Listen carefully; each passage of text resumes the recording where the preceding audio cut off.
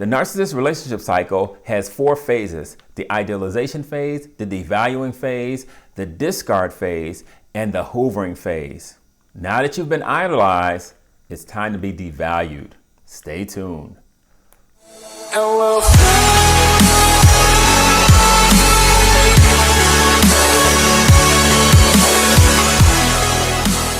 Hi, welcome to the channel. In this video, we're going to talk about the devaluing phase.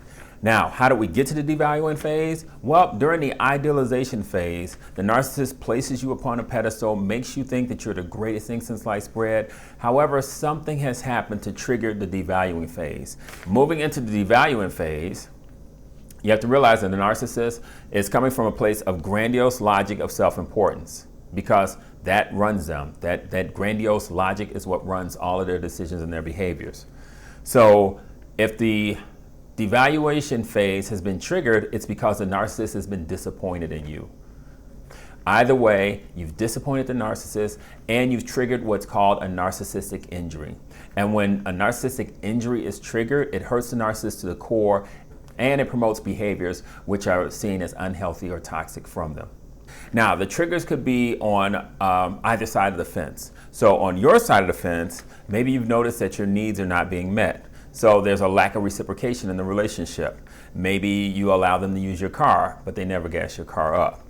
Or maybe you get them a great birthday gift, but in response, you don't get quite the same. Either you get crickets, or you get a promise that you'll get a gift in the future, or they had a choice between getting you a gift or getting themselves the latest Jordans. And another reason why the idealization phase could end from your perspective is that the narcissist's potential is not realized. Maybe they have fantasies of infinite brilliance, so you decide to pay for them to go to school to further their education, only to find out that they actually stopped going to school 3 months ago. Another reason could be the acknowledgement of red flags. In the idealization phase, you two are kind of high on the hormones of being in love, so you're wearing rose-colored glasses, they can do no wrong. And what happens once those hormones come down, you start seeing those red flags. So you may see that they have character flaws and that their actions and their words don't match. You may see that they have accountability flaws because they never seem to reach their potential, but it's never their fault. You may see that they have maturity flaws, which means basically they're irresponsible. Maybe they're not paying their bills. Maybe they're addicted to drugs or addicted to porn. Now, on the narcissist side, what could trigger the devaluation phase is that your resources have run out.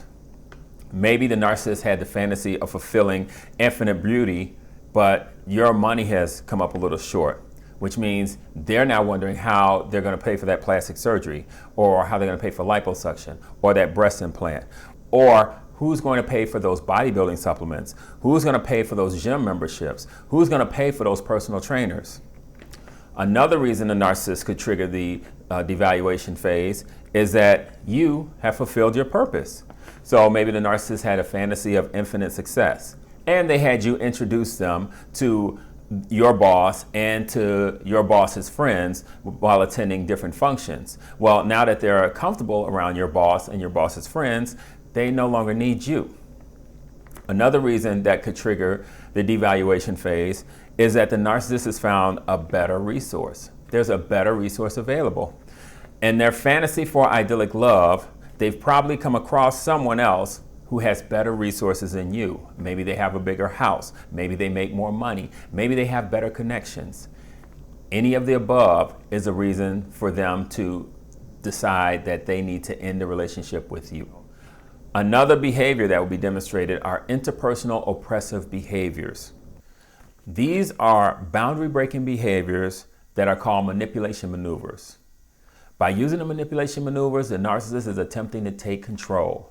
Gaslighting involves techniques used to make you question your own reality. They also could drop you into a fog.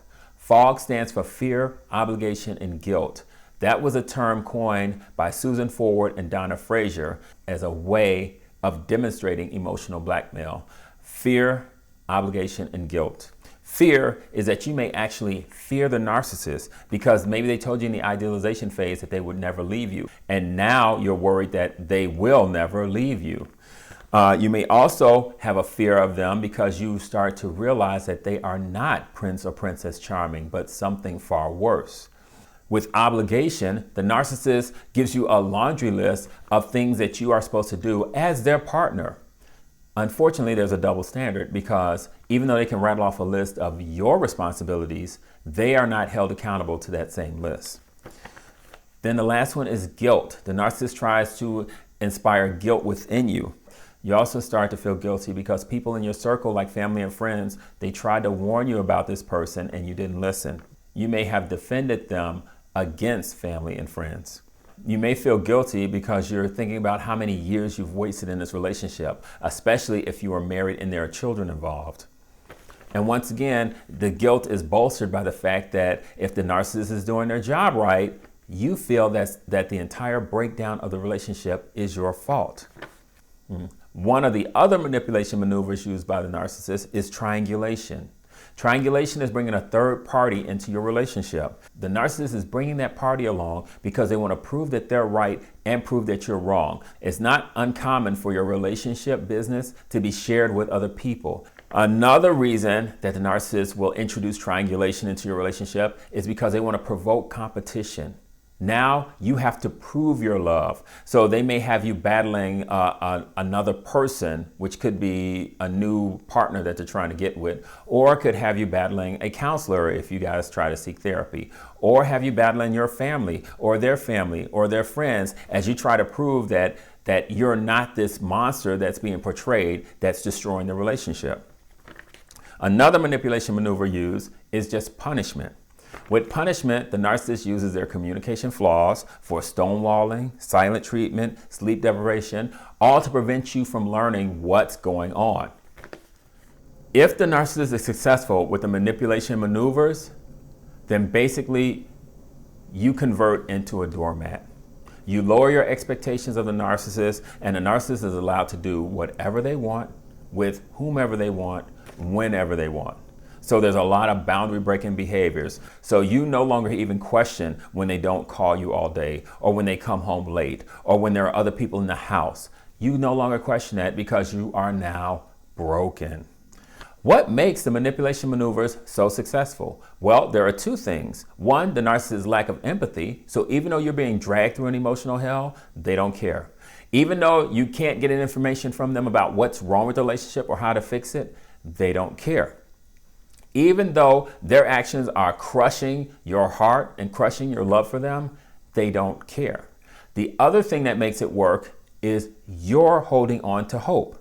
You're holding on for the hope that you will figure out what's wrong and you'll be able to fix the relationship. You're holding out on the hope that somehow, some way, the narcissist will change and revert back to the Prince, Princess Charming that you met in the idealization phase. And you're holding on to the hope that you will get that fairy tale ending that was promised you back in the idealization phase.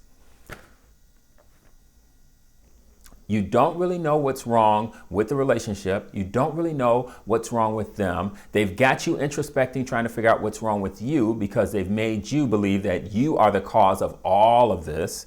Your self-esteem is destroyed. Your self-worth is destroyed.